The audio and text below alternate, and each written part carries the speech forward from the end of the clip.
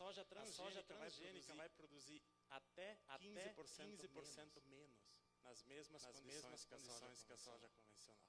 Ser medido comparado nas mesmas condições. Agora, se nós utilizarmos Roundup sobre a soja transgênica e tivermos que utilizar outros herbicidas que já não têm mais funcionado, é possível que nós tenhamos outro resultado.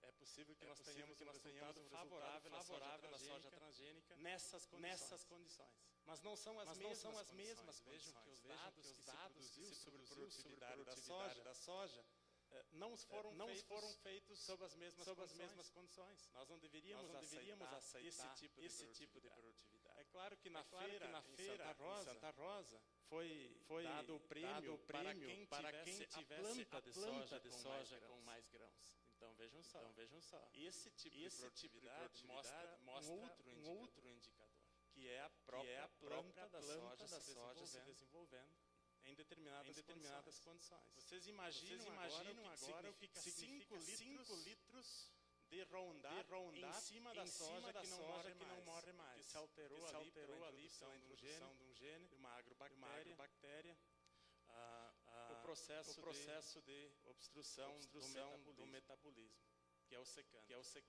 Essa planta ela terá 5 litros de Roundup sobre ela, e nós sabemos que se nós usarmos mais de um litro, nós vamos afetar aquelas bactérias que são fixadoras de nitrogênio, chamados risóbios. E nós levamos mais de 40 anos de pesquisa no Brasil para fazer com que isso funcionasse. A inoculação de sementes. E a Embrapa aqui de Londrina, já em 1986, documentava esse fenômeno da influência do Roundup prejudicando a fixação de nitrogênio se usarmos mais de um litro por hectare. Nós estamos usando sim. Então não é de se esperar outro resultado. Nós temos de fato um resultado negativo para a soja transgênica. E esse tem sido o caso em todas as regiões do mundo. Mas vejam que sempre que se fala desse tema, parece que aquela crença do aumento da produtividade continua. Bom, nós chegamos a dados catastróficos do ponto de vista da aplicação de veneno, por chamar assim, porque até agrotóxico já está em disputa. Tem gente querendo transformar agrotóxico em outro chamado fitossanitário, ou quem sabe chamar de medicamento. Então, vou chamar de veneno mesmo. Nós estamos com pulverização aérea no Brasil. Nós estamos com isenção de impostos para os agrotóxicos. Nós estamos com 14 agrotóxicos proibidos em outros países sendo liberados no Brasil. Nós estamos com as águas, os rios praticamente todos do aquífero Guarani contaminados com glifosato. Nós estamos num contexto em que já não se pode mais esconder, e o hospital de Ijuí, no noroeste do Rio Grande do Sul, deixou isso muito claro, que aquelas regiões com mais uso de agrotóxicos têm sido também as regiões com mais incidência. Então não dá para mais esconder esse dado da relação direta do câncer com o uso de agrotóxicos no Brasil, nessa mesma região da onde eu venho, e que também é a região que mais usa agrotóxicos. Mas como que se consegue manter esse jeito de produzir tão contra a sustentabilidade? Ou tão contra a lógica em que o mundo está indo? Vocês vejam só, a Monsanto está sendo incorporada pela Bayer porque Monsanto é um dos nomes mais rejeitados no mundo. Nas redes sociais, uma empresa fez essa pesquisa para Monsanto, dizendo que não há marca mais odiada do que Monsanto. Por isso, Monsanto precisa ter um novo nome, sendo incorporada pela Bayer. Nunca na história nós tivemos tanta gente querendo comprar produtos orgânicos. A agroecologia é uma palavra tão em moda, mas tão em moda, que a própria Monsanto, a Syngenta e a Bayer têm contratado especialistas em agroecologia para desenvolver os seus pacotes de agroecologia. E esse é um debate importante também para o Paraná agroecológico. Mas como é que pode que se mantém essa estrutura contra tudo o que se tem acompanhado em termos de avanço científico? Eu vou aqui enumerar 3 grandes passos. O primeiro é ocultar. É dizer apenas uma parte da história. A segunda é justificar. E a terceira é desqualificar. A primeira, ela funciona de uma forma razoavelmente simples. É como que dizer, não é possível fazer de outra forma. Como se não fosse possível produzir de outra forma. Uso racional, uso seguro de agrotóxicos. Um colega meu que foi desafiado aí para a televisão no momento em que lá no noroeste do Rio Grande do Sul surgiu aquela informação de que há uma relação direta do uso de agrotóxicos com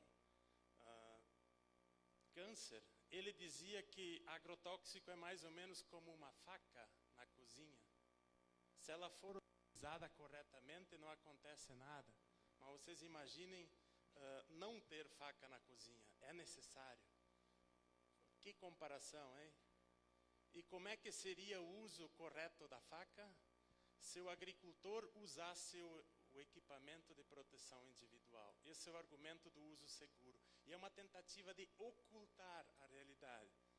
Porque mesmo que ele usasse todo o equipamento de proteção individual, o que aconteceria com a água? O que aconteceria com o alimento? Que ele mesmo vai ingerir depois. Então vocês vejam que essa tentativa de ocultar, ela é muito poderosa. Eu vou dar um outro exemplo para vocês que é um pouco mais alarmante. O trevo de Xaxim, que fica perto de Chapecó, teve um acidente umas semanas atrás. Um caminhão carregado de glifosato, Roundup, virou no trevo.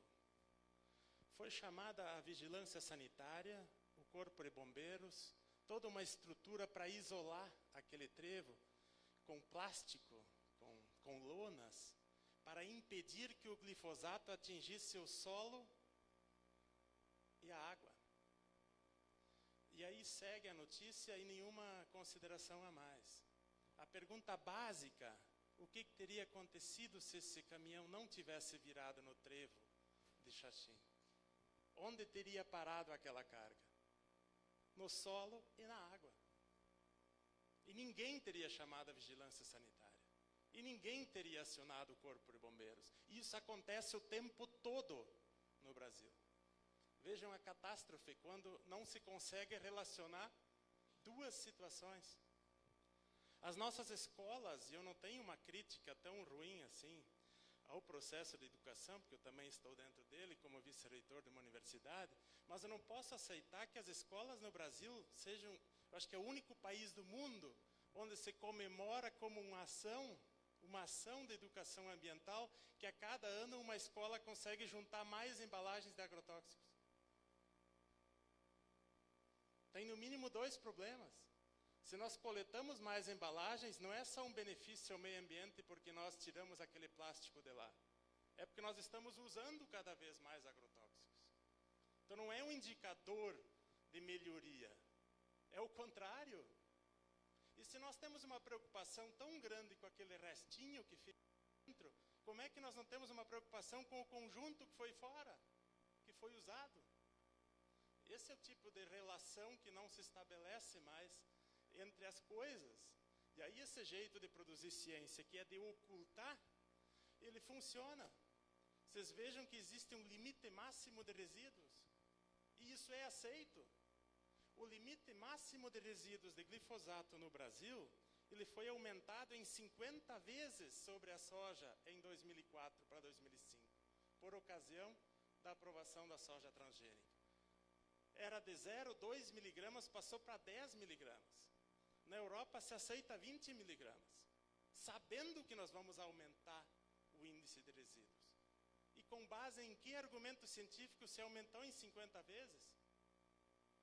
Você imagina agora um produto, uma taça de vinho por dia, 50 taças é o mesmo efeito? Mesmo que fosse a teoria do veneno sendo usado em pequenas quantidades como não prejudicial. Então, o limite máximo dos resíduos tem sido uma parte desse processo de ocultar a realidade. Os estudos que teriam afirmado que o câncer tem relação direta com os agrotóxicos seriam todos estudos não conclusivos. Eu desafio qualquer cientista a me apresentar um estudo conclusivo. Nesse rigor, nenhum estudo é conclusivo. Aliás, na ciência, nada é conclusivo. A pior coisa na ciência é a ideia da certeza. Quem sabe não existe argumento mais anticientífico do que eu tenho certeza. E é isso que os cientistas que defendem transgenia e agrotóxicos têm afirmado o tempo todo. O que é justificar? Justificar é criar a necessidade social da aceitação de algo que seria inevitável, portanto, o mal necessário. Seria mais ou menos como o consumo de medicamentos. Desqualificar, e aí é muito mais pesado o que acontece aí, é uma inversão semântica. Porque quem tem que provar não é aquele que está causando o problema. Vocês vejam só, é mais ou menos e a vítima ser culpada por ela não ter porque ela ficou na frente. Podia ter ficado em outro lugar. Ou quem sabe a culpa é da arma e não de quem atirou. A inversão semântica, ela é tão forte porque se institucionaliza a mentira e se dá prêmios para aqueles que conseguem construir teorias que invertem a situação real. Tem sido muito comuns os prêmios, por exemplo, dos institutos de biossegurança patrocinados pelas próprias empresas que usam agrotóxicos, que produzem agrotóxicos. Vou apresentar alguns dados aqui para dar um pouco de esperança para vocês. Tem como passar a próxima? Já está aí? Vocês veem aqui o consumo, aliás, o cultivo mundial de transgênicos. Pela primeira vez, nós temos uma diminuição na área plantada. Se vocês forem para frente, pode passar.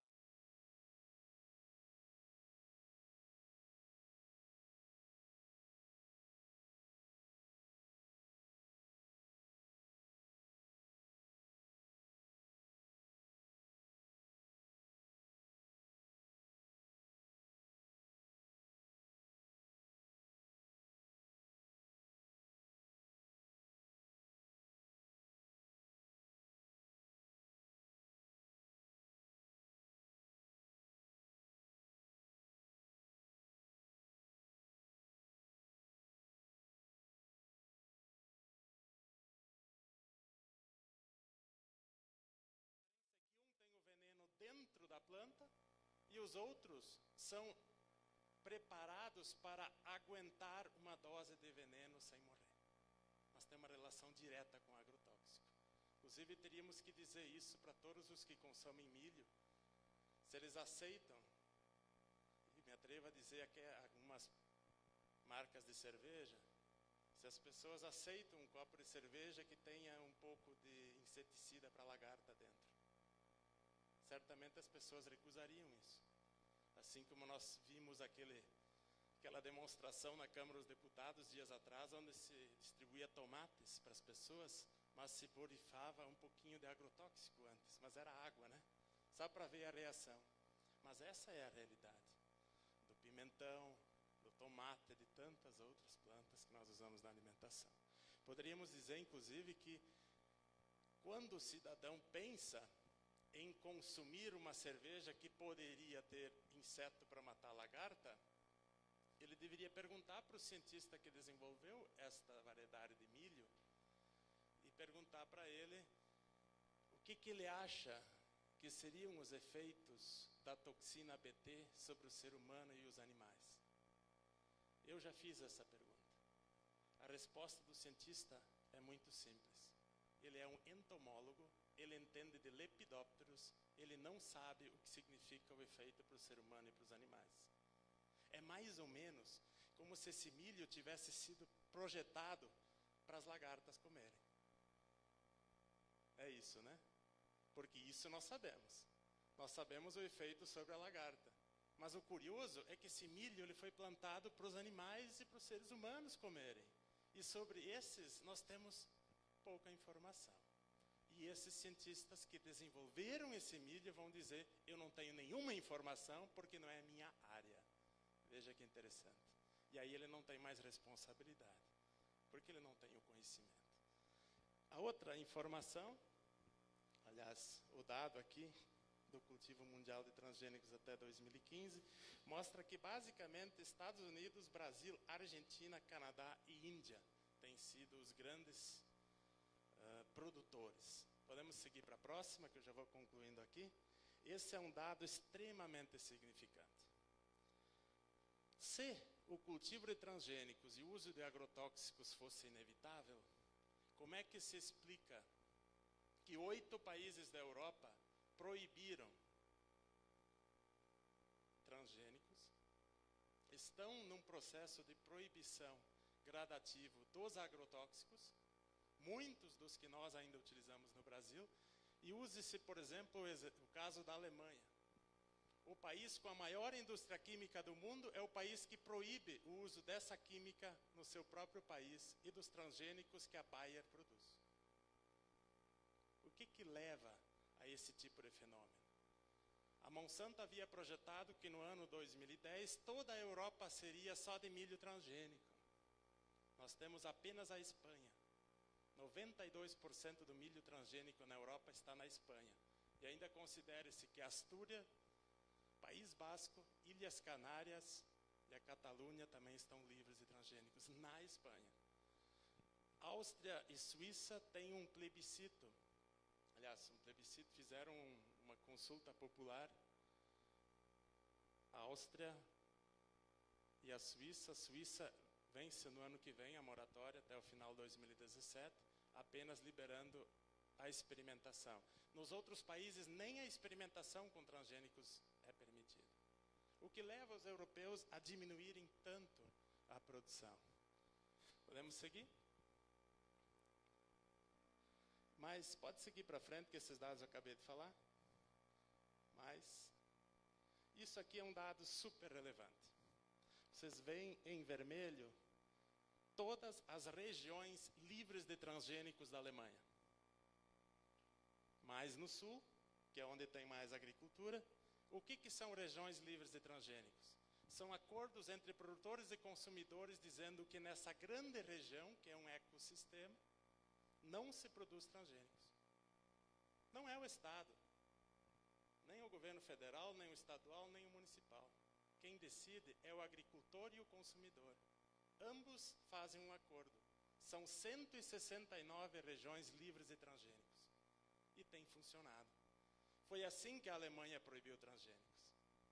Não foi porque a ministra da Agricultura, Ilse Aigner, que era favorável aos transgênicos, tenha lido um estudo da Angélica Hilbeck, uma pesquisadora suíça, que descobriu que a toxina Bt não mata só lagartas, mata também aquele besouro, a gente chama de joaninha, Marienkäfer, vermelho e preto pontilhado, que é um símbolo da agroecologia na Europa.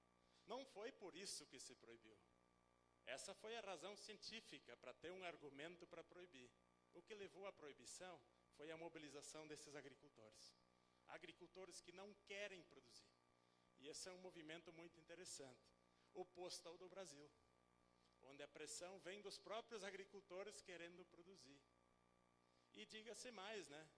Dos pequenos agricultores para os quais nem sequer foi pensada essa tecnologia. Enquanto grandes produtores no Mato Grosso produzem soja livre de transgênicos, pequenos agricultores do sul do país esperavam ter ganhos com uma tecnologia que nem para eles foi projetada. E esses sim estão sofrendo os maiores problemas. Quero concluir dizendo que quando Goethe, na Alemanha, escreveu, há muito tempo atrás, que com a natureza não se deve brincar porque ela não entende brincadeira, e a sua resposta sempre será mais forte do que a nossa intervenção, quem sabe nós deveríamos voltar a discutir o quanto é possível industrializar a agricultura. Que me parece que é ali que está a tese principal que leva à transgenia e ao uso exacerbado de agrotóxicos, impedindo a agroecologia. Industrializar a agricultura para quê? E para quem? A reação da natureza tem sido violenta. Nós hoje temos cada vez mais insetos se tornando pragas, cada vez mais doenças surgindo na agricultura que os cientistas preparados para usar venenos já não conseguem responder. Ou seja, nós temos cada vez mais problemas técnicos na agricultura, desde que se introduziu sementes transgênicas e desde que se aumentou o uso de agrotóxicos. E as duas coisas estão casadas. É preciso repetir isso o tempo todo.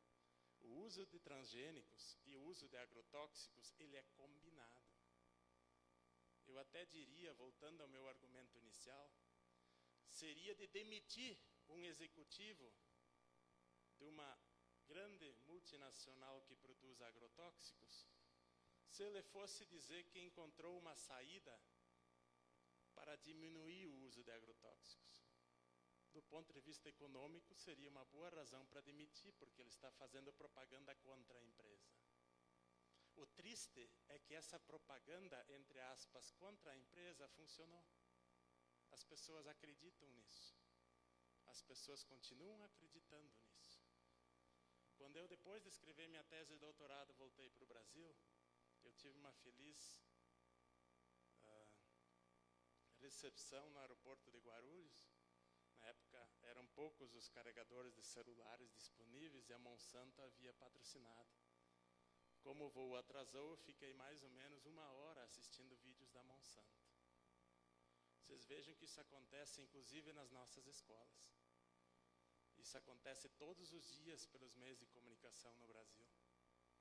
Isso acontece todos os dias com a ação devastadora de muitos daqueles que deveriam fazer assistência técnica, mas fazem insistência técnica, tentando levar para os agricultores esse modelo de produção, que faz com que também uma parte do salário dos próprios extensionistas dependa da venda dos agrotóxicos.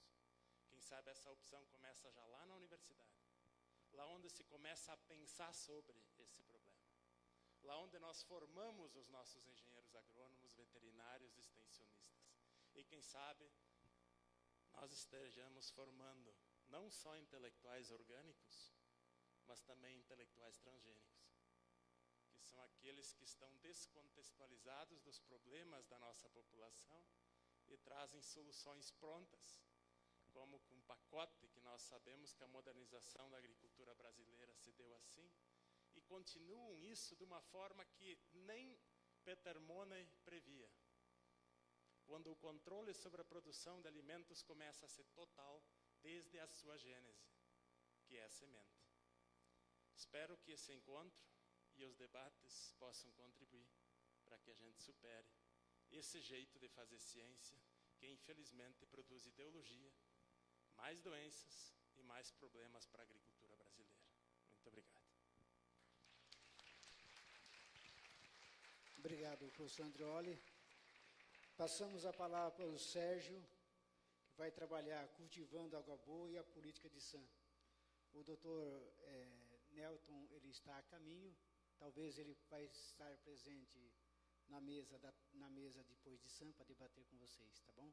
Sérgio? Boa tarde a todos, né?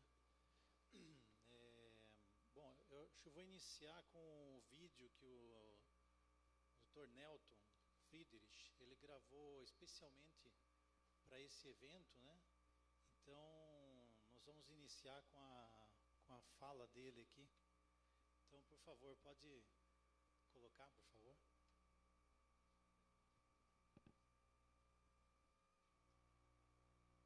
Cumprimentos aos senhores, às senhoras, a todos e a todas, porque pretendia estar desde o início, mas por problemas da reunião da diretoria da Itaipu, em Curitiba, não está sendo possível. Trago essa mensagem, sim. Mas, acima de tudo, compreendendo que a segurança alimentar e nutricional é um ato de dignificação da sociedade brasileira. É para um Brasil melhor, mais saudável, sim, mas que tenha mais justiça. Que a segurança alimentar aponta também para a soberania do nosso país. E também há um direito, ao direito humano à alimentação que seja adequada e que seja saudável. Mas o direito também à vida, mas uma vida com qualidade. Uma vida com dignidade e que seja para todos. É só um exemplo pequeno. Numa escola pública, uma merenda escolar de qualidade, saudável, agroecológica, é um alimento que atende tanto o filho do rico quanto o filho do pobre. Portanto, é uma forma democrática de acesso à qualidade, à comida saudável. Mas eu queria dizer que, acima de tudo, isso implica em valorizar as políticas que tivemos e temos no que diz respeito à segurança alimentar e nutricional, a compra direta do pequeno produtor, assistência técnica mais ampliada, no sentido mais profundo de uma agricultura familiar que seja um dos esteios da nossa pátria brasileira, com todos os componentes, não só da comercialização, do estímulo, da pesquisa e, afinal de contas, de todo esse complexo que é produzir para alimentar um povo e ainda ter excedentes para poder exportar. Vale dizer que hoje estamos vivendo algumas apreensões, sei, nós estamos vivendo até alguns boicotes, sabemos, mas quem viu a face da esperança não vai esquecer jamais. Nós avançamos muito, temos muito nessa escada desse avanço da sustentabilidade, da segurança alimentar e nutricional, muitos degraus a seguir. Mas temos que continuar a nossa caminhada, a nossa luta. É nesse sentido que quero agora aterrissar rapidamente para dizer quanto que nos toca a boa alimentação, que em outras palavras significa vida saudável. O significado que tem que a segurança alimentar, ela se traduz em mudança de hábitos. Hábitos que estão, na verdade, nos levando a muitas novas enfermidades ou agredindo profundamente o próprio sentido alimentar de todos nós. Eu diria assim, por exemplo, esse sal exagerado, o doce permanente em todos os lugares, o sedentarismo, os hábitos que acabamos importando. De repente somos capazes de valorizar alguém que patrocina uma Copa do Mundo ou patrocina uma Olimpíada, mas que não tem sabor, não tem saber e faz mal. Essa McDonaldização é a monocultura da mente, que se traduz na monocultura alimentar. Isso é uma infelicidade para a gastronomia universal, mas para a saúde nossa de cada dia. Eu poderia falar, por exemplo, dos riscos dessas doenças, que estão ligados, portanto, a problemas cardiológicos, a problemas de obesidade, a problemas de toda ordem, que fazem com que nós tenhamos de cada 10 novos casos de diabetes tipo 2, 4 são de crianças, pela comida que come, pelo estilo de vida que tem, sabendo que nos Estados Unidos, onde está a matriz dessa proposta, hoje, a atual geração, hoje, viverá menos do que os seus pais pela comida que come e pelo estilo de vida que tem. Será que está correto a gente copiar esses hábitos que são absolutamente inconvenientes? Eu poderia falar, portanto, da importância da ética do cuidado, de a gente compreender o cuidado. Mas a ética do cuidado, no que diz respeito à segurança alimentar e nutricional, é compreender que o maior de todos os cuidados é o preventivo. É quando a gente tem água boa para beber, alimento saudável para comer, ar puro para respirar, relações comunitárias, relações humanas, familiares, relações que sejam de vivência, mas acima de convivência. É preciso que a gente possa compreender que na prevenção, até um guia de alimentação saudável do Ministério da Saúde é importante. Mas é importante também a gente, quem sabe, navegar um pouco mais e abraçar, por exemplo, de que nós temos que completar de como é preciso cuidar do físico, que está ligado à alimentação, à água boa, a exercícios, a atividades físicas, mas também está ligado profundamente ao próprio descanso, à higiene. Portanto, cuidar desse nosso físico. Mas não é possível só cuidar do físico e esquecer o mental.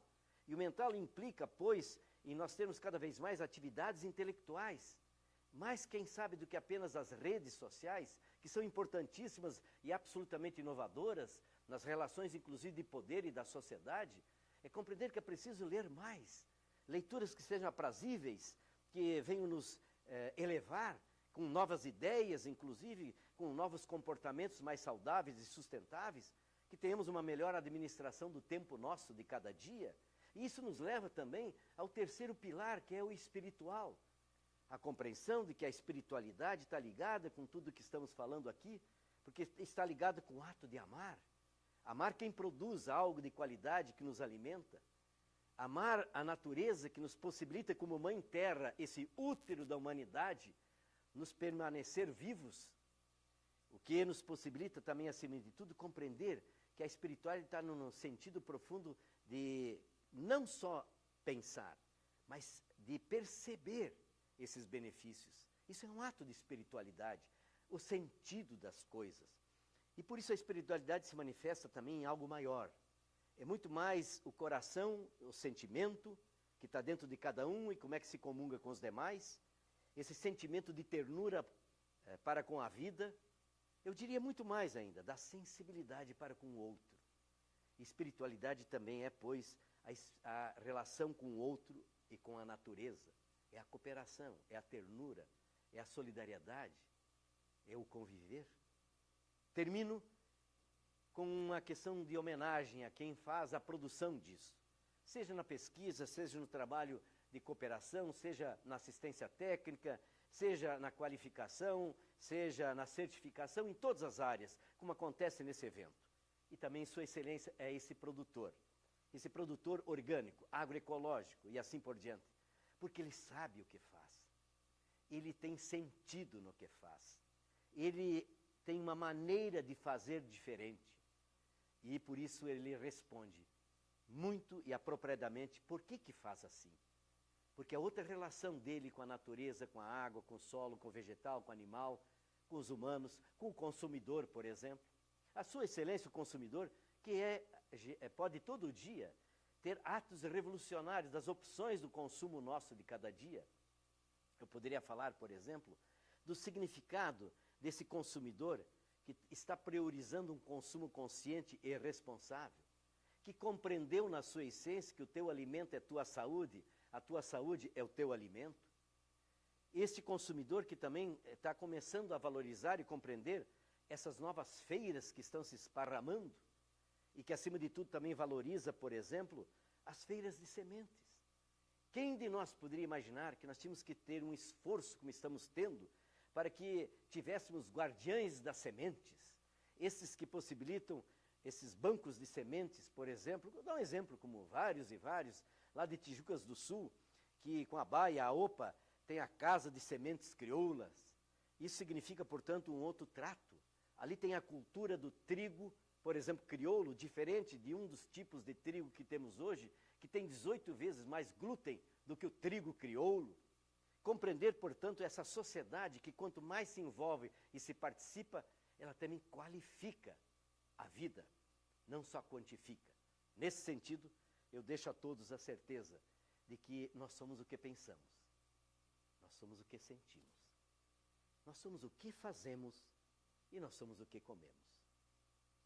Meu colega de trabalho, Sérgio, vai dar uma sequência colocando do Cultivando Água Boa, alguns pontos desse trabalho que fazemos e dos resultados que alcançamos.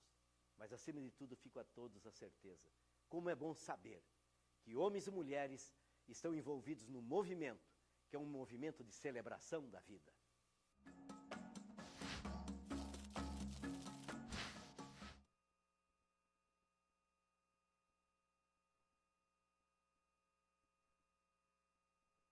Oi. Peço para colocar a apresentação, então, um PowerPoint. São só 150 lâminas. Brincadeira, vou ficar aqui.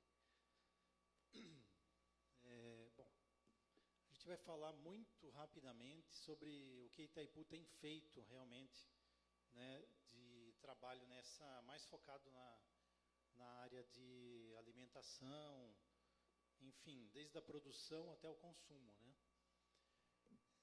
Bom, lembrando que estamos lá na Terra das Cataratas, né? E aí convidamos quem não foi ainda, né? Que não é, só para esclarecer, né? As cataratas ficam no Rio Iguaçu e a Itaipu é no Rio Paraná, mas os dois se encontram, que por isso é o nome de Foz do Iguaçu, né? Bom, a Itaipu, ela tinha anteriormente, ela tinha compromisso, né? Uma missão mais voltada à produção de energia. E a partir de 2003, essa missão foi ampliada para a responsabilidade social e do entorno do reservatório de Itaipu. E depois ampliado para a Bacia do Paraná 3. E aí surgiu a Itaipu e parceiros, né? Nessa concepção, surgiu então o Cultivando Água Boa. Bom, aqui antes, só lembrando que a Itaipu também tem bate os próprios recordes de produção de energia, né? Esse ano esse aqui é de 2013, nós vamos chegar a 100 milhões aí de megawatts. E os fundamentos do Cultivando Água Boa são baseados em documentos planetários, né? Não se inventou nada novo, como a Carta da Terra, né? Protocolo de Quioto, enfim, tantos outros documentos. E o programa em si, Cultivando Água Boa, ele tem 20 programas, 65 ações e mais de 2.000 parceiros. Então, Itaipu não faz nada sozinha, né? É um trabalho de parceria. São 30 municípios, né? Aqui eu vou mostrar um pouquinho a região. Então, aqui é a Bacia do Paraná 3, essa região aqui no oeste do Paraná. E aqui é de Guaíra, Cascavel, Foz do Iguaçu. Então, essa é a região que nós trabalhamos, né? E aqui está o reservatório de Itaipu. Bom, como são 20 programas, eu vou falar só de um, né? Mais focado no Programa de Desenvolvimento Rural Sustentável, que é o que desenvolve ações mais específicas de SAM, né? Claro, aliado com a educação ambiental. Então, é um dos programas do Cultivando Água Boa. E aqui trabalhamos com os pilares da sustentabilidade, no mínimo, os 3 pilares da sustentabilidade, né? O que é ecologicamente correto, economicamente viável, socialmente justo. E, bom, o que nós temos uma rede de ATER, né? Que é Assistência Técnica e Extensão Rural, composta por 30 técnicos que prestam assistência gratuita aos agricultores familiares. E eles trabalham na produção, a agricultura orgânica, a agroecologia. Esse seria o carro-chefe, o principal objetivo desses técnicos, né? Eles são através de parcerias e contratos mesmo com a Itaipu, né? Então são 30 técnicos que a Itaipu remunera de alguma forma. Aqui vou destacar as práticas agroecológicas também, como a homeopatia animal. A Itaipu já apoiou diversos cursos de homeopatia e também sempre estão tendo as pessoas que receberam as capacitações estão fazendo curso para os agricultores. Então nós calculamos que tem hoje 3.000 agricultores capacitados em homeopatia vegetal e animal. Essa é uma grande referência lá para a região, né? Bom, aqui também um destaque para preparados biodinâmicos, né? E calendário biodinâmico. Também nós apoiamos o calendário biodinâmico. Bom, aqui a assistência técnica, então, atende em torno de 1.300 famílias, em 26 municípios, 30 técnicos, como eu falei. Aqui algumas fotos para ilustrar. Trabalhamos também com pesquisa, ensino e desenvolvimento, né? Com trabalhos com as universidades, o IAPAR, né? Principalmente a UniOeste, que nós temos mais parcerias lá.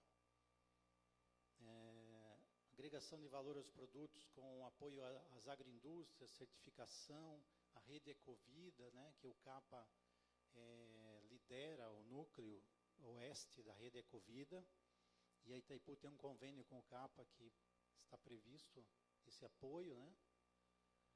Estou passando bem rápido, cada item desse é assim, um mundo para falar, mas comercialização e marketing, nós temos muitas feiras, pontos fixos, que também são apoiados através, nós conseguimos um convênio com o BNDES, né, onde a cada R$1 que a Itaipu aporta para estruturar essas feiras, essas agroindústrias, o BNDES coloca mais um. Então, nós conseguimos dobrar o investimento na região para a agricultura familiar. Então, temos 22 associações, 8 cooperativas, em torno de 2.000 famílias associadas. Bom, agora, entrando mais no tema mesmo, o que a Itaipu já fez, né, e faz ainda, através do programa Cultivando Água Boa, em segurança alimentar e nutricional, com o objetivo do desenvolvimento sustentável, né? Então, nós tivemos aí 3 fases do incentivo à alimentação saudável e de qualidade nas escolas. Desde 2007, então, são feitos cursos e concursos com as merendeiras, cursos que envolvem as nutricionistas, para que elas se tornem protagonistas, né? E não uma barreira para a melhoria na alimentação escolar. Então, foram 870 merendeiras formadas, né? Aqui foram 135.000 alunos que receberam essa cartilha Mundo Orgânico, que é de autoria do IAPAR, né? Mas que Itaipu fez um apoio. E quase 500 apresentações de teatro para as crianças, mostrando uma propriedade orgânica, enfim, um teatro interessante que as crianças têm a oportunidade de pensar sobre uma produção orgânica. Aí surgiram as hortas escolares, enfim, que foram mais assim um resultado desse trabalho. Também palestras para o público adulto, né, esclarecendo sobre alimentação saudável, né. Não sei se vocês conhecem, Mauro Lins, ele assim, tinha um apelido de doutor orgânico. Ele é nutrólogo, né, e tem um vasto conhecimento nessa área, né, de alimentação natural, saudável. Aí tivemos o último concurso, curso de formação e o concurso de receitas. Vou só mostrar alguns dados para vocês. Aí temos, foram feitos concursos onde as merendeiras elaboravam os pratos e eram feito um concurso no município e as primeiras colocadas eram premiadas com valores, né, ou algo que as estimulasse, né? E depois isso foi feito uma publicação, né? Então, em 2007 teve uma publicação da receita dela com a foto, né? Assim, dando valorização às merendeiras. Na época era mais esse termo que se usava, merendeiras, né? Em 2009 um outro daí só com receitas orgânicas. E agora depois teve uma terceira edição que eu já vou falar. Então, no curso de formação, foram 90 cozinheiras, 30 nutricionistas, que é muito importante envolver as nutricionistas, né? Temos muita parceria com a Associação de Nutricionistas, a NUOP, do oeste do Paraná, e os gestores, né, e coordenadores de alimentação escolar. Aqui algumas fotos, né, dessa capacitação, inclusive foi contratada aqui a Regina Celli, que não sei se vocês conhecem, criadora daquela ideia, né, da favela orgânica, onde ela espalhou essa ideia pela favela no Rio de Janeiro, de se cultivar alimentos orgânicos em pequeníssimas áreas, e até em vasinhos. E aí ela é uma grande assim, entusiasta, né, da agricultura orgânica. Bom, aqui algumas imagens do curso, não vou entrar muito em detalhes, onde as cozinheiras, né, recebem uma capacitação sobre a importância dos alimentos que vêm dos agricultores, né, e também a melhoria da qualidade da alimentação. Então, nesse último concurso, foram 27 municípios que participaram, 157 entidades e 380 cozinheiras. Aqui também algumas imagens, né, dos pratos, do concurso, a forma como é feita. Esse último, eu trouxe um aqui só para vocês conhecerem, mas tem para baixar no site Cultivando Água Boa, tem como baixar em publicações, caderno de receitas. Então é esse caderno aqui, tem toda a metodologia de como foi feito esse concurso, né? E está disponível gratuitamente para baixar. Tá? E as receitas também das vencedoras, né? Inclusive uma das receitas dessa foi vencedora do concurso nacional de receitas saudáveis, né? Que é de Matelândia. Bom, aqui também, nem tentem enxergar aí, mas é só para explicar que nós fazemos um levantamento, um acompanhamento do percentual da aquisição de alimentos do PENAI na agricultura familiar. Isso é uma parceria com as nutricionistas e com as coordenadores, né, da merenda escolar, para que o acompanhamento, para que valorize o que está acontecendo, né, e que a gente tenha também o resultado, né. Então aqui nós temos o mínimo pela lei, que é 30% de alimentos tem que ser adquiridos da agricultura familiar, né, essa linha aqui embaixo. E na bacia do Paraná 3, que eu mostrei ali atrás, né, nós estamos já nessa linha aqui, ó, na média, com 50%. Claro que alguns municípios com mais, outros com menos, né. Aqui é o gráfico, o resumo daquele gráfico mais detalhado que tem por ano, né. Então nós tivemos uma evolução de 2013, 36%, 2014, 44%, 2015, 51%. 2016, com certeza, já estamos acima disso. E a nossa meta do programa DRS para 2020 é chegar a 80%. Mas ninguém, como eu disse, ninguém consegue isso sozinho. Então, tem um trabalho com os técnicos, aquela rede de ATER, de 30 técnicos, os agricultores, as suas organizações, os nutricionistas, os responsáveis pela alimentação escolar no município, né? Aqui, já indo para finalizar, uma ideia que nós lançamos na região, né? Nós fomos para São Paulo em vários eventos, né? E tivemos contato com o pessoal do CAI, né, em São Paulo, que é responsável pela alimentação escolar no município. E São Paulo foi precursor da lei de orgânicos na merenda escolar. Então, aqui são os dados, né? Em 2012, era 1%, esse da agricultura familiar, né? 1% apenas adquirido da agricultura familiar. Por isso que depende muito da postura política, né, de quem está conduzindo a situação, né.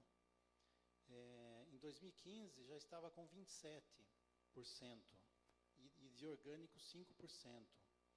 Bom, e aí a lei da cidade de São Paulo tem a meta de chegar em 2026 a 100% de alimentos orgânicos do PENAI para as escolas. Acho que é uma meta bem ousada, né? Porque considerando o tamanho da cidade de São Paulo, são 2 milhões de refeições por dia.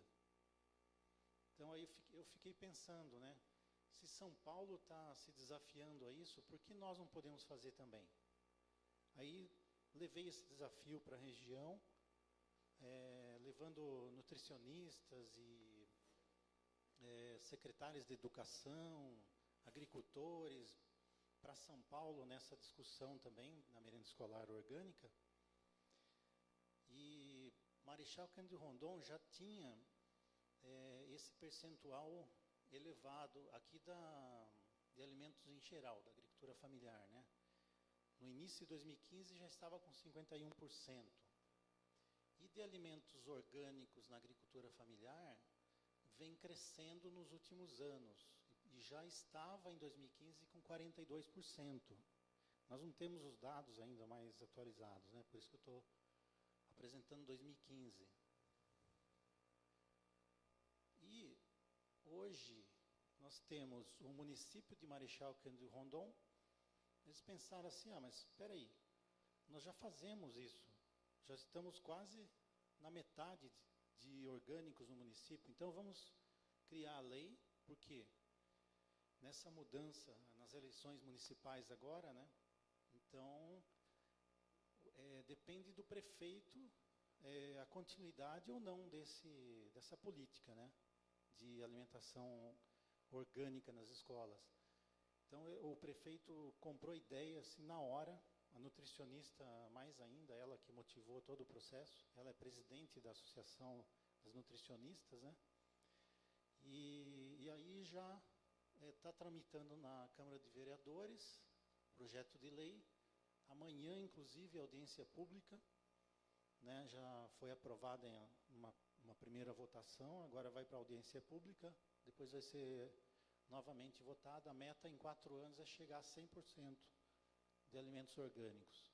E vai ser o primeiro município do Paraná, que eu saiba, não sei se tem outro em andamento, né, a ter alimentação orgânica, pelo menos do PENAI, né, o recurso do PENAI. E Missal, que é outro municípiozinho bem pequenininho, lá na Bacia do Paraná 3, também está em processo. A lei está em elaboração por uma comissão composta por Prefeitura, União Oeste, CAPA, Itaipu, também faço parte, e a NUOP, que é a Associação dos Nutricionistas. E será também realizada uma audiência pública. Então, provavelmente vai ser o segundo município a colocar a lei municipal, né? Então, a gente está, assim, muito animado, né, com esse processo todo. O crescimento que teve na região do alimento, da agricultura familiar na alimentação escolar e agora de orgânicos, né, mais ainda. Então, acho que é uma política muito boa, muito eficaz e que promove o desenvolvimento local, melhora a saúde das crianças e a educação alimentar. Então, acho que por parte de Itaipu, nós pretendemos continuar, como eu disse, a nossa meta é até 2020, né? O nosso diretor, vocês viram, é um entusiasta, né, desse processo, e daqui a pouco ele chega aí, vocês vão poder conhecer pessoalmente. Então, era isso que eu tinha para apresentar. Depois a gente abre aí, não sei se vai ser aberto para o debate, né? Então, era isso que eu tinha para apresentar. Muito obrigado. Alô. Obrigado, Sérgio. Então, nós vamos para uma rodada de debates, um bloco de 3 questões, pode ser? Para os debatedores? Um bloco de 3 questões, estão com vocês aí a bola da vez, né? Quem deseja fazer perguntas, a gente leva o microfone até vocês.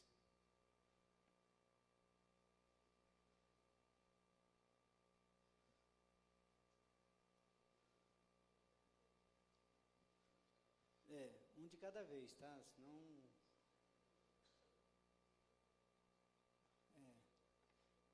A plenária está muito tímida. Pode?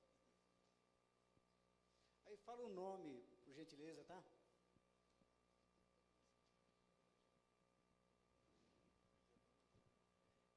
Boa tarde a todos. Alexandre, eu sou professor do Departamento de Economia e do mestrado em Agroecologia aqui da UEM. Eu acho que uma questão bem interessante, e aí desculpa na movimentação que eu não peguei toda a discussão, então eu vou endereçar ao Sérgio, que uma coisa que a gente trabalha em cadeias produtivas agropecuárias em geral, não só necessariamente de base agroecológica, mas depois você contar um pouco dessa experiência da coordenação. Porque se a gente olha São Paulo, que é uma questão muito interessante que você mostrou, e mesmo os municípios pequenos, você tem, a partir do momento que você convence as nutricionistas, por exemplo, né, qual que é a pergunta que elas vão fazer? Eu falo, tem para ofertar ao longo do tempo? Então, eu gostaria que você depois colocasse, porque eu acho que é um desafio, vocês estão trabalhando nisso lá, eu acho bastante interessante. Obrigado. Isso, lá atrás é um bloco de 3.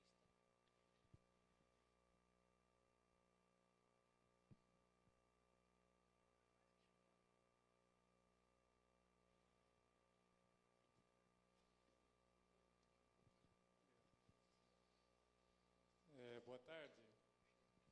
Meu nome é Romano, eu sou analista ambiental do Instituto Chico Mendes, a gente trabalha com gestão de unidades de conservação. Eu me interessei quando você falou, Andreoli, sobre a questão do transgênico e os males que ele provoca na biodiversidade.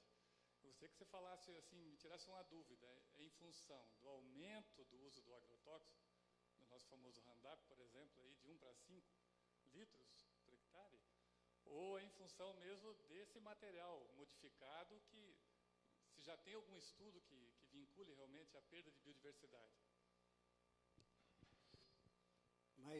Mais uma para a gente...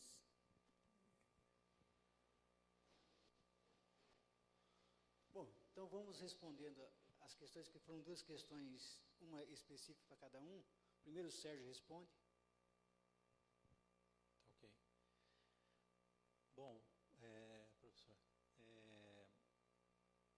nessa questão, realmente é um desafio a produção, e hoje o município de São Paulo está sofrendo, vamos dizer, entre aspas, com isso, porque a gente tem contato com o pessoal lá do departamento, né, de alimentação escolar, especificamente do CAI, e eles lançam editais que, primeiro, o edital ele privilegia os agricultores do município, né? Então, é claro que primeiro vai ser adquirido no município. E aí nós estamos copiando esse sistema aí lá em Marechal e Missal, que primeiro queremos promover o desenvolvimento local, né? Então, queremos adquirir dos agricultores orgânicos do município. Depois, dos municípios do entorno, né, próximos, os mais próximos. E isso já vem escrito no edital. E depois vai ampliando. Tanto é que São Paulo está adquirindo arroz orgânico do Rio Grande do Sul. Porque não tem arroz orgânico numa quantidade tão grande que possa atender a esse consumo de São Paulo. E em Marechal, o que vem acontecendo com essa conscientização da nutricionista nos últimos anos para a questão orgânica, e pena que ela não está aqui hoje, porque está vendo um evento de SAM lá na região, né, uma mostra das boas experiências, né, e práticas de SAM na região, envolvendo todos os nutricionistas, mas ela sempre coloca que a consciência dela foi através dos trabalhos que a gente fez junto, né, do Cultivando Água Boa. E ela, através dessa consciência, ela tem vamos dizer assim, é claro que em município pequeno, né, o nutricionista tem mais poder de decidir o cardápio e de fazer esses pedidos para o setor de compras. E claro que tendo um prefeito que aceite aumentar o orçamento, né, também. E no caso lá tudo se deu certo, né, para esse lado. Então tinha lá, eu tenho uma tabela, mas eu não trouxe, que alguns anos atrás eram 5 produtores certificados no município, que eles vendiam assim, no varejo, né? E hoje tem perto de 30, são, aliás, 26 certificados, só por colocar a merenda, aliás, o produto na alimentação escolar. Então, aumentou o número de agricultores orgânicos e certificados, porque, é claro, você precisa ter o agricultor certificado. Até a cidade de São Paulo é um pouco mais flexível nisso.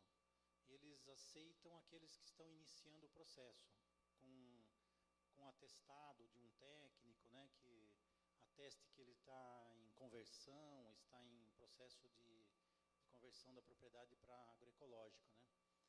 Mas realmente vai ser um desafio, né, para alguns municípios maiores, começando de São Paulo, que é o maior, né, no Brasil, mas que está se desafiando para isso. Bom, aí depende agora da continuidade desse processo, né?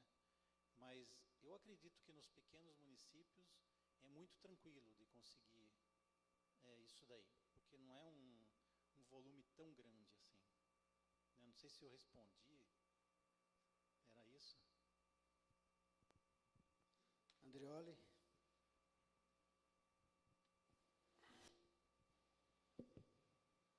O primeiro impacto que nós temos visível é o do agrotóxico. E não é pouca coisa isso, né? Dizer que 64% dos nossos alimentos estão contaminados. Não são só os nossos alimentos, são os alimentos que os animais usam, que estão gerando uma série de consequências. Imagina o que significa a água contaminada, o que significa os anfíbios que são altamente sensíveis ao glifosato em função da taloamina, né? Que é aquela ação surfactante que diminui a tensão superficial de um tecido vivo para o glifosato poder entrar. Então, o efeito na pele sobre um anfíbio é muito maior do que sobre um mamífero, embora a gente saiba dos efeitos sobre os mamíferos também. Então, o efeito da água sobre os animais. Quando eu falava de 1 para 5, eu me referia ao glifosato. Nós tivemos 288% de aumento de uso de agrotóxicos no geral. E nós estamos falando do glifosato e na sequência do glifosato vem o 2,4-D.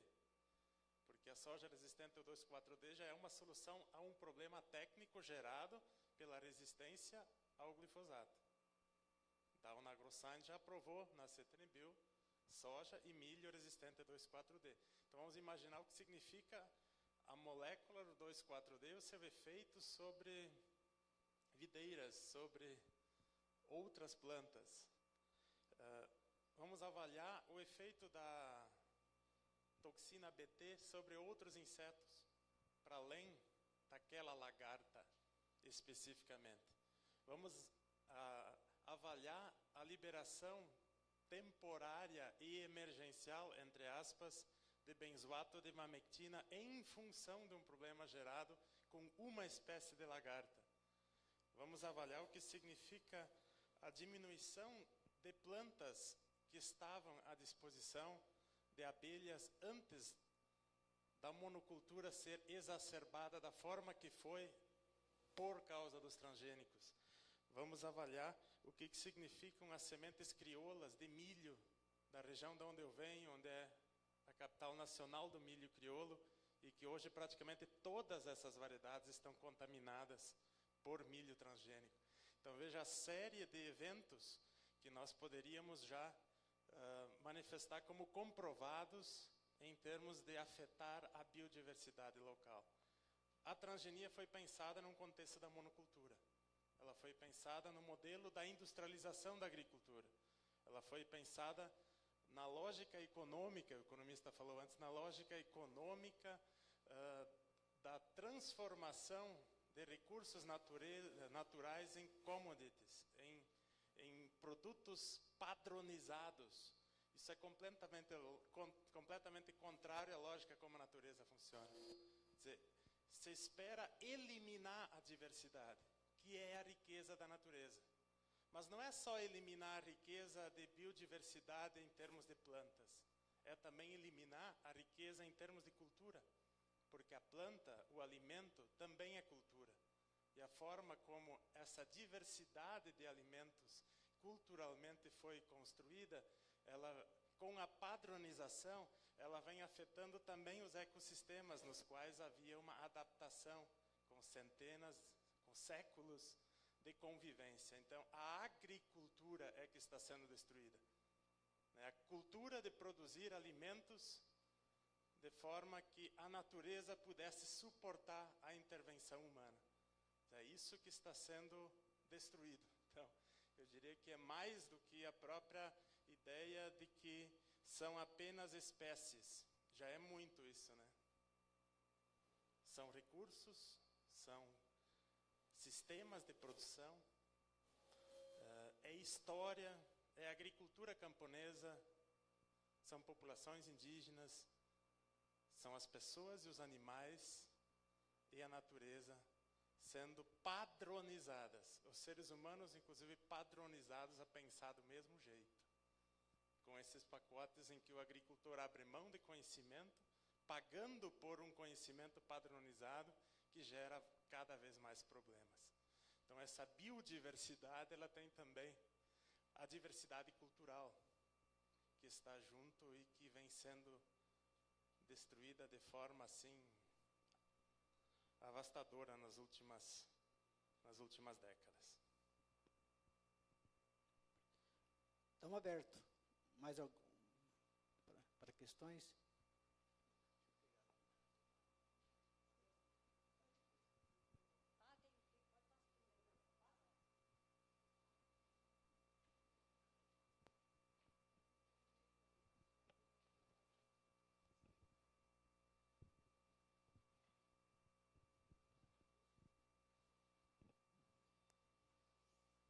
A senhora tinha pedido também? Não.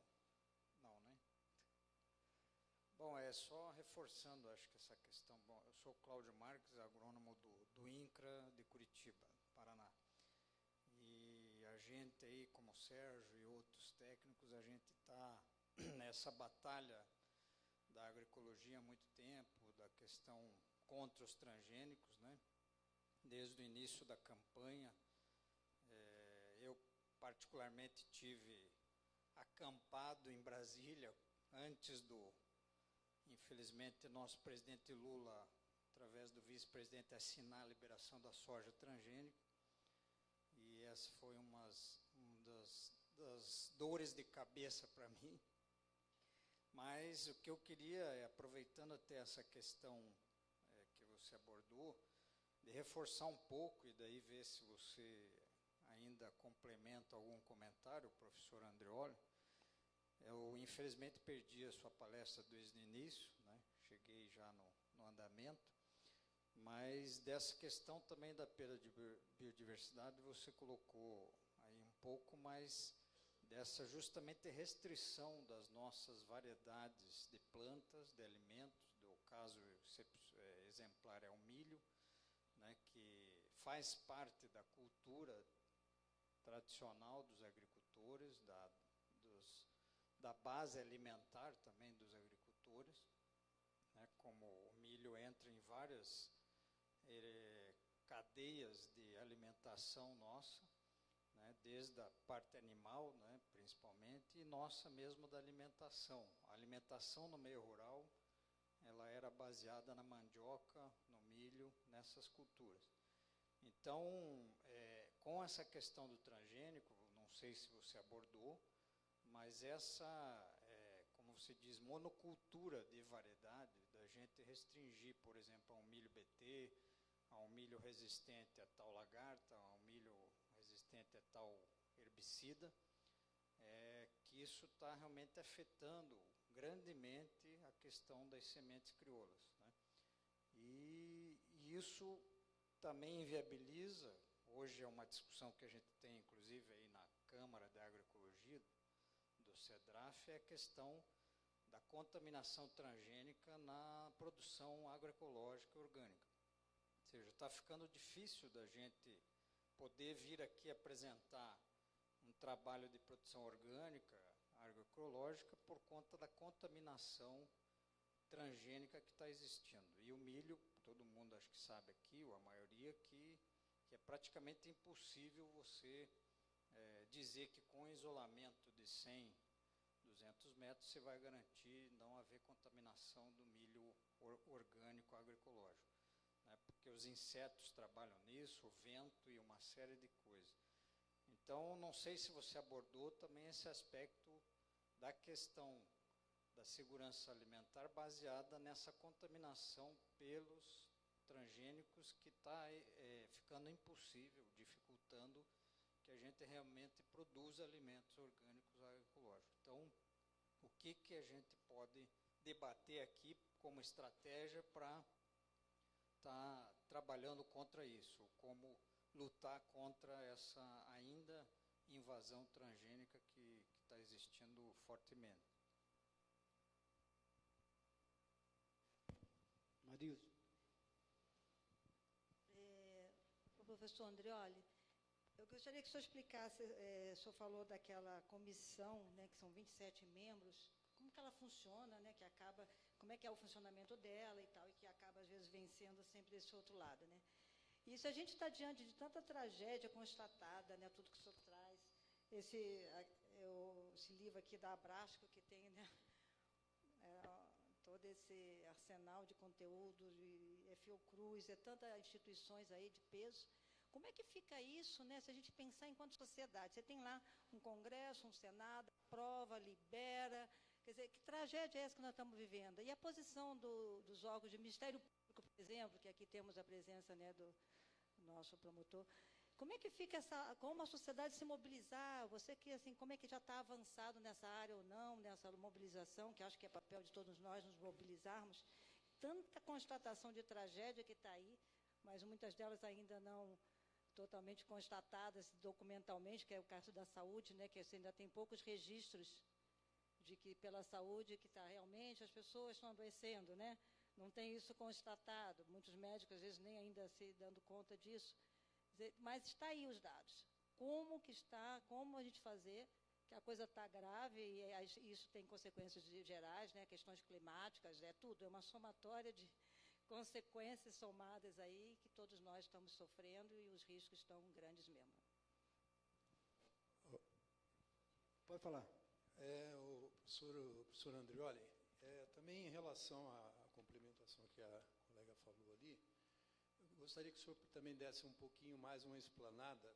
Eu hoje cedo até entrei dentro da ata da última reunião da CTNBio, né? O senhor agora, inclusive, citou, né, que, na verdade, são tudo quanto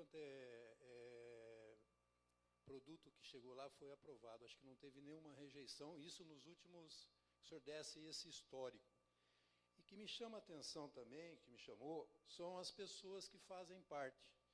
Porque ali tem, o senhor inclusive é especialista, foi indicado não pela academia, né? O secretário lá comentou que o senhor não foi indicado pela academia, e sim por um movimento social, um pesquisador do naipe do senhor em relação principalmente ao que o senhor representa no Ministério da Agricultura da Alemanha, que o senhor citou. A senhora falando também a respeito das pessoas que fazem parte, eu queria que o professor também explanasse quem que está fazendo parte lá pelo Ministério da Saúde, porque tem pessoas do Ministério da Saúde. Lá também dentro da CTNBio não tem ninguém do consumidor, chamou a atenção. Não tem membro do consumidor e também não tem um membro que representa os trabalhadores, eu acho que deve ser dos trabalhadores na área da agricultura, enfim. É muito alarmante. Em relação à audiência pública, para as pessoas que estão aqui, está acontecendo, também o professor gostaria que desse uma explanada, algumas audiências públicas que são fomentadas pelo Ministério Público Federal, Estadual, Secretarias de Saúde, Defensorias Públicas. E aconteceu agora, dia 28 e 29 de agosto, na cidade de São Paulo. fomentado por um procurador lá de Santo André, junto com a Defensoria Pública do Estado de São Paulo, uma audiência pública de 2 dias tratando sobre os agrotóxicos. Não sobre transgênicos, deram uma pincelada a respeito de transgênicos. Então, professor, eu gostaria que o senhor desse uma aprofundada em relação a isso, quais seriam também, na sua visão, as soluções. Em relação também ao Sérgio, eu já estive até conversando com ele, porque meu nome é Omar, já liguei algumas vezes lá para você, se existe uma relação, até como sugestão, do que vocês estão fazendo. Eu vi do Cultivando Água Boa de Pato Bragato, a relação a partir do momento que as crianças na merenda escolar, lá em Pato Bragato, parece que fizeram essa relação com as secretarias de saúde, do aspecto dessas crianças, se elas acabam já evitando de ir aos postos de saúde. Se existe alguma coisa, algum trabalho em relação a isso daí. Tá? E mais uma outra situação, aproveitar o professor aqui também, que ele falasse em relação às abelhas. Né, que isso aí é uma parte muito interessante e ele tem bastante conhecimento. Obrigado, Omar. Bom, vamos então pelo Sérgio, porque o Andrioli vai precisar de mais tempo para explanar as questões. E encaminhamentos que pode ser que não esteja totalmente informado, mas fica aí uma sugestão para a gente fazer, né, nos municípios, o acompanhamento das crianças após a introdução de uma alimentação mais saudável, né? E o que existe na região oeste tem uma característica que eu acho que deve ser aqui também, que as crianças, o problema nutricional lá maior é a obesidade infantil. Então, hoje, as nutricionistas estão cuidando para não se utilizar tanto açúcar e carboidratos, né? E assim, mais alimentos que sejam um teor nutritivo maior, né? Com menos calorias. Então, isso eu sei que já está sendo trabalhado. Tá? Professor Andrioli.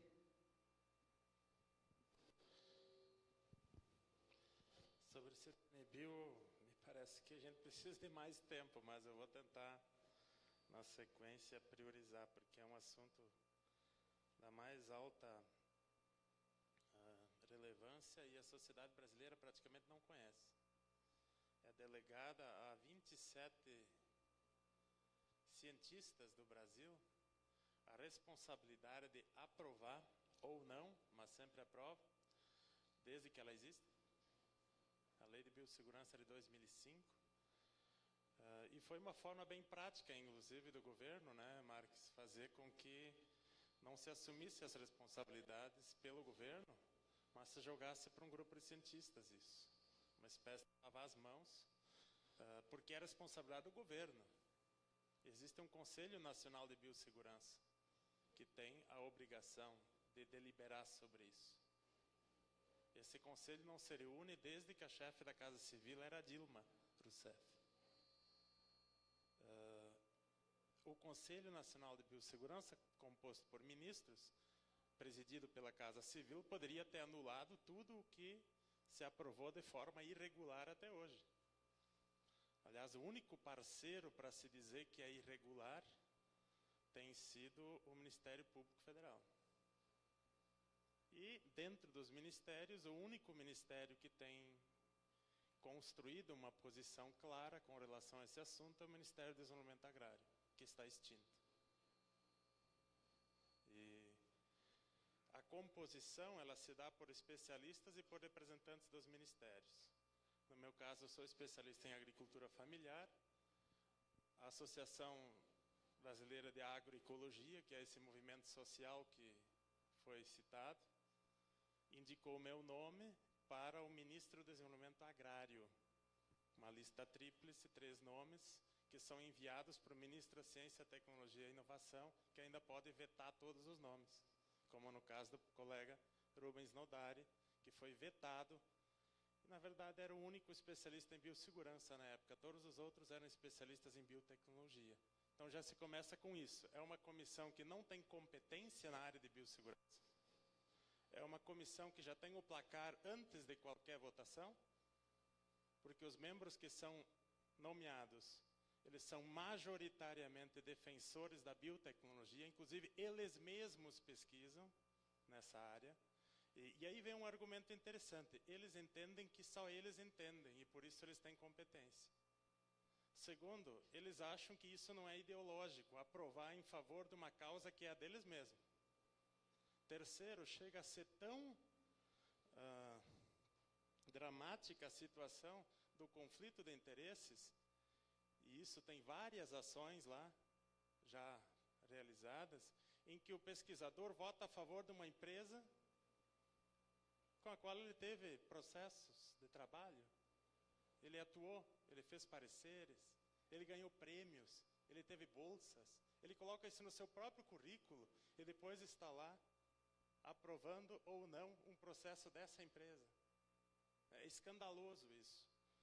Mais escandaloso é dizer que é assim em qualquer lugar do mundo, né? Infelizmente, essas comissões técnicas nacionais, elas são criadas nessa lógica. Mesmo a EFSA na Europa, veja só, eu falei do movimento na Europa. A EFSA na Europa tem os mesmos escândalos de conflito de interesse, tem os mesmos problemas da interferência das empresas sobre as decisões, e principalmente que os processos são basicamente das empresas. O material que é analisado é o material das empresas, não são estudos independentes. Cabe a nós, cientistas que lá estamos, avaliar se o processo da empresa está de acordo com uma legislação que já favorece a empresa. Mesmo assim, as empresas não atendem à legislação existente. Chega a ser tão escandaloso. Eu vou citar um caso aqui que eu acho que foi um dos mais escandalosos. Eu fiz o pedido de vistas contra a aprovação do mosquito transgênico, da Oxitec, empresa da Inglaterra. Não se esperou sequer que as liberações planejadas que a empresa desenvolvia fossem concluídas antes de fazer a liberação comercial. Tamanha a pressa.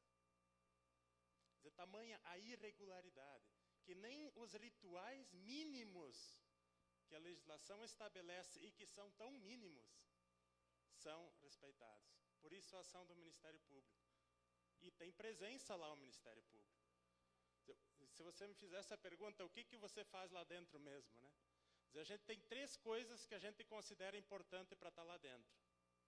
A primeira, para saber o que está acontecendo, porque se fosse 100% a favor desse tipo de ritual, como ele está sendo feito, nós não teríamos como denunciar para a sociedade. Essa é a primeira coisa. Segundo, conseguir ter elementos que façam com que o Ministério Público possa agir. Nós temos feito isso seguidamente, chamada audiências públicas, por exemplo. Teve uma agora, recentemente, sobre aprovação sobre o processo da cana-de-açúcar transgênica, que está também em fase de análise. E terceiro, quando eu falo aqui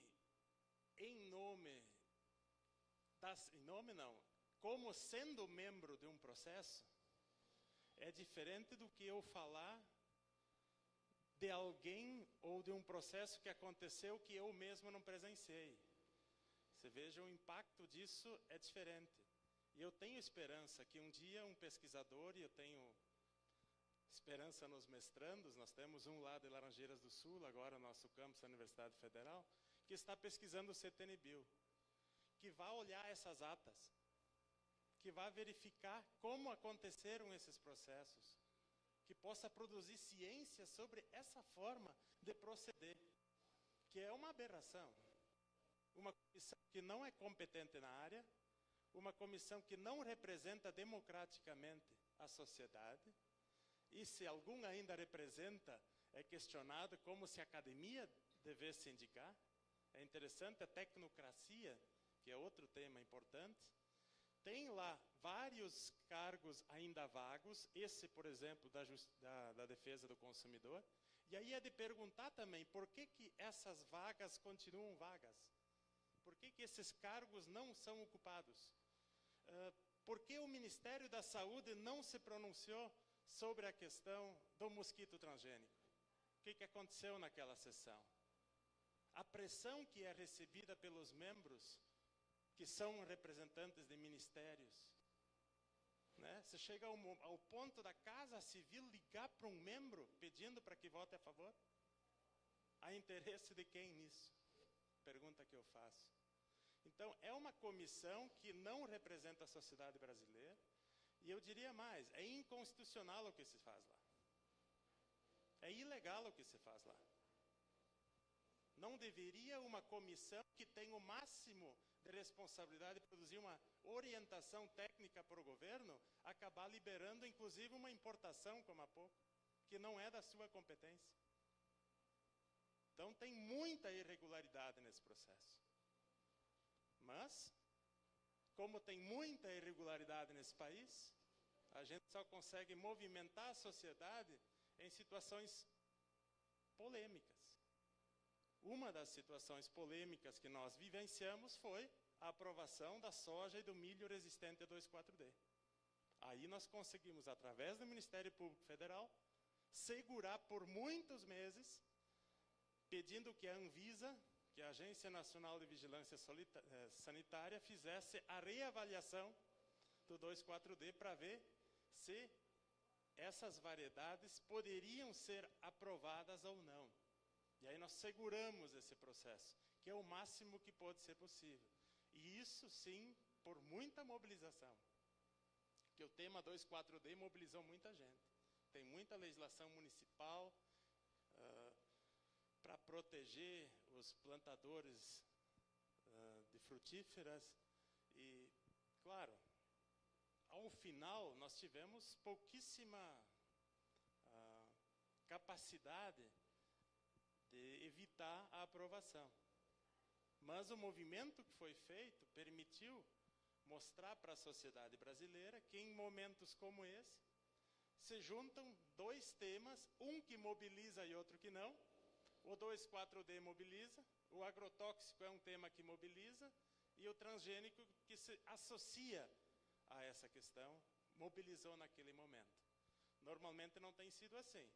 Normalmente a CTNBio tenta ser uma instância que não tem a ver com agrotóxicos, que só analisa os processos das plantas resistentes aos agrotóxicos, e não tem nenhuma responsabilidade sobre o seu efeito. Bom, tem muita coisa que daria para falar sobre CTNBio, mas eu vou ter que aqui resumir.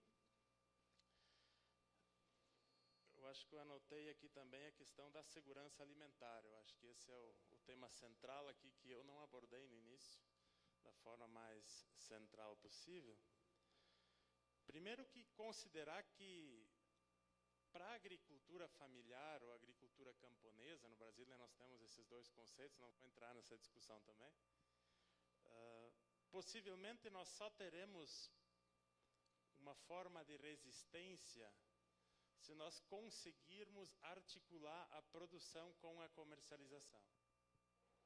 Então, esse movimento forte que está presente na sociedade brasileira em torno da segurança alimentar e nutricional tem permitido que o Estado crie políticas públicas que, em certa forma ou medida, protejam o agricultor da lógica do mercado tradicional, que é a lógica do produtivismo. E na lógica do produtivismo, o agricultor familiar camponês não teria como resistir. Então, ao colocar compras institucionais, compras para as escolas, etc., criou-se um amplo espaço de empoderamento de uma forma de produzir que também permite ao mercado tradicional, hoje, fazer opções. Sem isso, não seria possível dizer que eu sou um consumidor consciente se eu não tenho nenhuma oferta de produção para fazer a opção. Se tudo fosse transgênico, eu não teria como optar por nada. Estaria tudo contaminado. E aí entra o problema do milho. Como é que nós vamos produzir milho, que é uma planta de fertilização aberta e cruzada, num ambiente aberto? Só se nós isolássemos uma grande área, mas eu falo aqui de muitos quilômetros, como zonas livres de transgênicos. Por isso eu mostrei o caso da Alemanha. O caso da Alemanha permitiu que as experiências feitas por cientistas que na época acreditavam que isso seria uma inovação, contaminassem a produção local de milho. E aí entrou em discussão se o cientista teria ou não o direito à contaminação ambiental. Não tem. O cientista tem direito à pesquisa em ambiente restrito, mas não a criar consequências para a sociedade que ele não tem como assumir. E aí a sociedade reagiu integrando consumidores e produtores para preservar toda uma região. Senão não adianta nós queremos comprar milho orgânico numa região em que o vizinho planta milho transgênico. Não é possível isso. Isso não foi possível nem na soja, que é uma planta que tem biologicamente 1% de possibilidade de fertilização, como planta monogâmica. Nós temos uma autogâmica. Nós temos, mesmo no caso da soja, com o transporte, com o armazenamento, a contaminação. Isso nós vivenciamos no sul do país. Com o milho é completamente impossível isso. Agora vejam só, esse movimento criado nos últimos 12 anos, e aí eu acho que é importante destacar todas essas políticas que eu já destaquei o MDA antes, não são só teorias, né? São práticas, são experiências, assim como a da Itaipu, são experiências em que o agricultor passou a ter apoio estatal para não ser engolido pela lógica do produtivismo. Claro que eu, como utopia, assim, se posso falar, eu acho que nós deveríamos superar o produtivismo rumo a uma lógica de suficiência. E nós não precisaríamos produzir tanto soja no Brasil. Esse é um outro debate. Mas, além de colocar essa ideia da suficiência, nós temos hoje experiências que mostram concretamente que a produção local, apoiada com política pública, com crédito diferenciado, gera também para o Estado uma economia.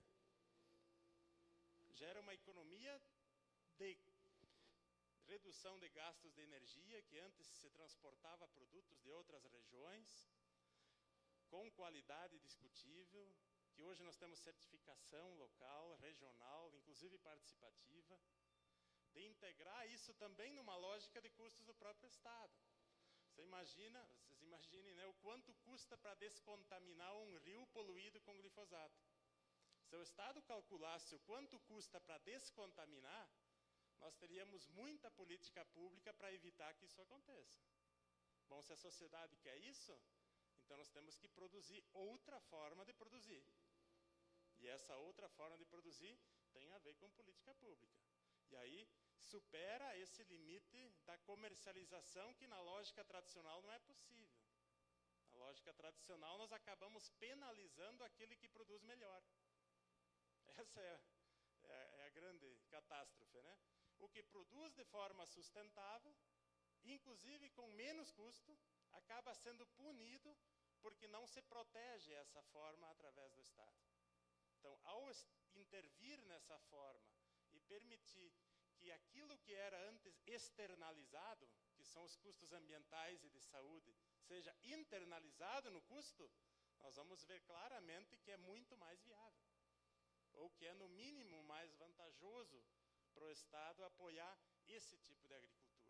Então, imagino que quando se discuta segurança alimentar e nutricional, também esse debate precisa estar conectado, que é permitir que o agricultor possa produzir de forma sustentável, com melhor remuneração do trabalho, que esse é outro ingrediente fundamental, porque na industrialização da agricultura, posso fazer um comentário um pouquinho mais direcionado, na industrialização da agricultura nós produzimos um tempo de não trabalho. Né? Entre o tempo de plantio e de colheita, esse tempo praticamente não consegue ser reduzido. Se nesse tempo, o tempo de trabalho que se tinha é reduzido, também diminui a remuneração. Só que aí tem um outro detalhe. Se esse tempo de trabalho que ocupa aquele tempo que antes se utilizava com atividades repetitivas, etc., penosas, pudesse ser incorporado com mais conhecimento, nós teríamos o que praticamente todas as profissões têm. Para produzir de forma agroecológica, nós precisamos de mais conhecimento. Para produzir de forma saudável, nós precisamos de mais conhecimento. Esse conhecimento também é um custo. Eu acho que isso também precisa ser discutido pela sociedade. Quando eu chego num ambiente de palestra assim, só com agricultores, eu pergunto, quantos de vocês vieram aqui trabalhar? Aí eu e alguns da Imater, às vezes, levantamos a mão assim. O agricultor diz, não, eu não pude vir porque eu tinha que trabalhar. Como assim? Quer dizer que vocês não estão trabalhando ao participar de um evento científico? Quer dizer, essa ideia do próprio agricultor também ser um pesquisador. E aí faz também com que a remuneração do trabalho tenha relação com isso. E aí o Estado também precisa impulsionar isso, né? Quer dizer, se nós tivéssemos o mesmo investimento de recursos do Estado em agricultura ecológica como temos em agricultura química, quem sabe nós já teríamos superado todos os grandes problemas técnicos que ainda temos na agricultura ecológica. Mas não é isso que é praticado. O Estado tem financiado a produção que não é sustentável, aquela que é destrutiva, aquela que gera custos de saúde. E aí sim se fecha o ciclo, porque é o que essas empresas pretendem.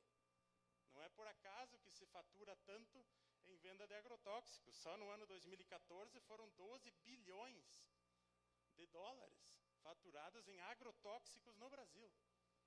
Esse é o custo desse jeito de produzir.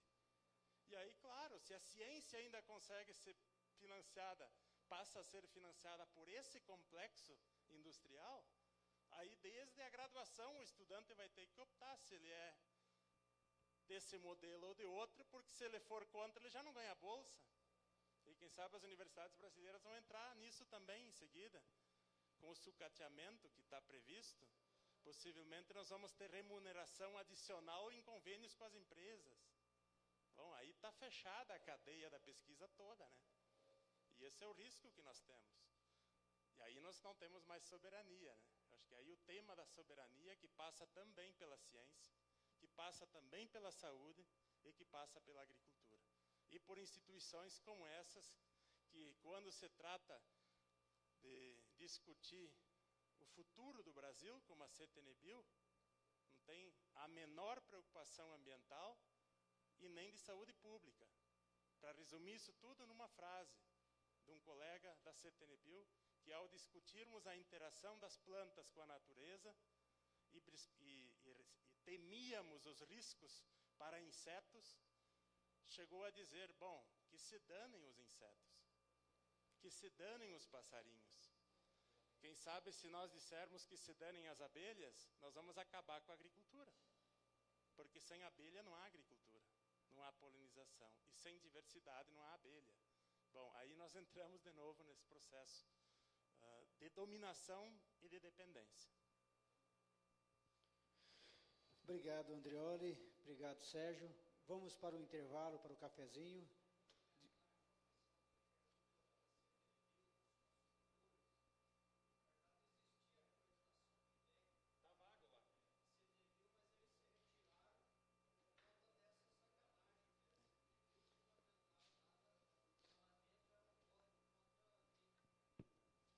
Logo após o cafezinho, nós temos então a workshop de SAM com o Dr. Maurício Calati, do Ministério Público, a Valéria Nietzsche do DESAN, a Priscila Antunes da CAISAN e a Roseli do CONSEA. Né? São as várias possibilidades de se fazer segurança alimentar no Paraná. Vamos ouvi-las depois. Então, daqui a pouquinho nós retornamos.